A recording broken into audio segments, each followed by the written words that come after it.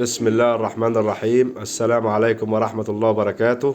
ازيكم عاملين ايه؟ يا رب تكونوا بخير. طبعا احنا حبينا ننزل لكم الفيد بتاع دوري ابطال افريقيا، مباراة الاهلي والقطن الكاميروني. طبعا زي ما انتم عارفين المباراة مهمة طبعا. بإذن الله يعني ربنا يوفق النادي الاهلي ويكسب النهاردة، واملنا بقى في ربنا بكرة ان سان داونز يعمل نتيجة ايجابية ويكسب ان شاء الله يعني.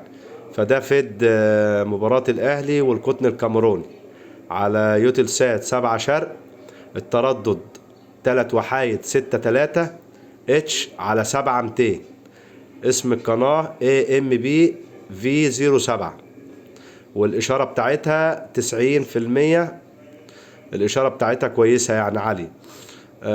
طبعا الشفرة بقى عشان اللي حابب يفتح القناة، الشفرة بتاعتها 1703 AC C6 EF FA C1 AA. تمام كده، دي الشفرة بتاعت القناة اللي جاي اللي بتذيع مباراة الأهلي والقطن الكاميروني.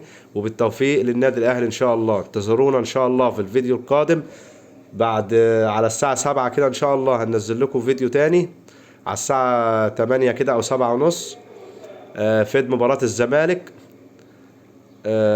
مع شباب بلوزداد. طبعا المباراة الساعة 9.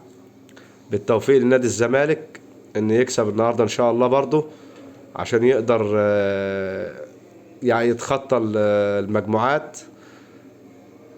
وبالتوفيق للناديين الكبار طبعا الأهلي والزمالك النهاردة بإذن الله الفوز. انتظرونا في الفيديو القادم إن شاء الله على الساعة 8 في مباراة الزمالك وشباب بلوزداد. والسلام عليكم ورحمة الله وبركاته.